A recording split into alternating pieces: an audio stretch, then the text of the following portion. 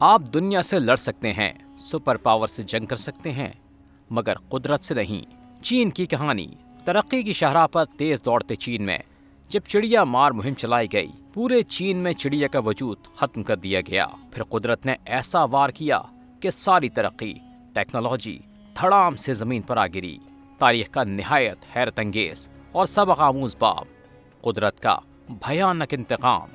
ماؤ زیدونگ، چین کے انقلابی رہنما۔ دنیا آج بھی ماؤ زیدونگ کے نظریات اور دور اندیشی کی قائل ہے۔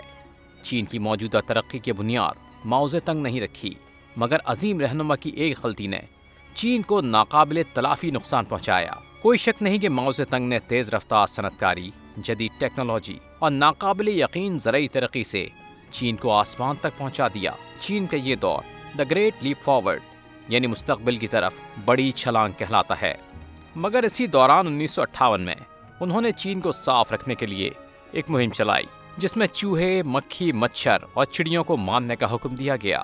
تاریخ میں سے چائنیز کیمپین اگینسٹ 4 پیسٹس کے نام سے جانا جاتا ہے۔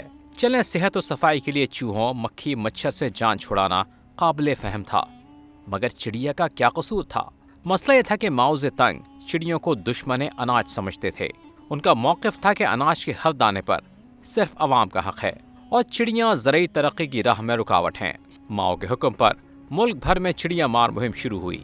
چیئرمین ماؤ چینی عوام کے لیے دیوتا کا درجہ رکھتے تھے۔ بس یوں جانے پوری قوم جٹ گئی اس مہم میں۔ چھرے مارے، بندوقیں، غلیلیں، جال، گھونسلے اور انڈے تک توڑ گئے۔ مارنے کا سب سے بھیانک طریقہ یہ تھا کہ ان کا پیچھا کیا جائے اور اس وقت تک شور مچایا جائے جب تک وہ بے ہوش نہ ہو جائیں۔ اس سے نہ صرف چڑیاں بلکہ دوسرے پرندوں کی نسل بھی متاثر ہوئی۔ ننھا پرندہ اس قدر خوفزدہ ہوا کہ فضاؤں میں اڑنا چھوڑ دیا۔ بچی کچھی چڑیوں نے غیر ملکی سفارت خانوں کی عمارتوں میں پناہ لی۔ چینی عوام سفارت خانوں میں داخل نہیں ہو سکتے تھے، لہٰذا سفارت خانوں کے باہر چڑیوں کا انتظار کیا جاتا۔ اس دوران ہجوم ڈرم بجاتا رہتا۔ ایک اندازے کے مطابق اس چڑی مار مہم میں 600 ملین چڑیاں ماری گئیں۔ بالآخر چین میں چڑیا کی نسل ختم ہو گئی۔ پورے چین میں مشن مکمل ہونے کا جشن منایا گیا، مگر یہ جشن ایک بڑی تباہی کا آغاز تھا۔ قدرت کا انتقام یا چڑیا کی بد دعا فصل کھا گئی۔ جی ہاں، اگلی زرعی فصل کیڑے مکوڑوں اور ٹڈیوں کے لشکر نے کھا لی۔ وہ چین جو دیگر ممالک کو اجناس ایکسپورٹ کرتا تھا، قید سالی کا شکار ہو گیا۔ ٹڈیاں پوری کی پوری فصلیں چٹ کرتی رہیں۔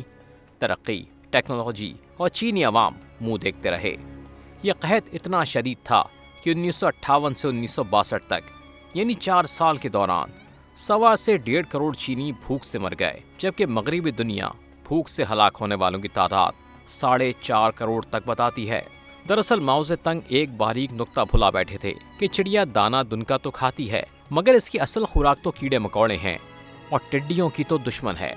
یوں جانیں، ٹڈی دل لشکر جب فصل پر حملہ کرتا ہے تو چڑیوں کے غول اس کے خلاف جنگ لڑتے ہیں۔ خیر جناب، بڑے پیمانے پر بھاری نقصان اور کروڑوں جانیں ضائع ہونے کے بعد ماؤ زیدونگ نے نہ صرف اپنے احکامات واپس لیے بلکہ روس سے چڑیاں درآمد کروائی گئیں۔ گویا ماؤ زیدونگ اور چین نے قدرت کے سامنے ہتھیار ڈال دیے۔ مسٹر ڈاکیومنٹری چینل کو سبسکرائب کریں اور ہاں، بیل آئیکن کو دبانا نہ بھولیں تاکہ نئی معلومات آپ تک بر وقت پہنچے۔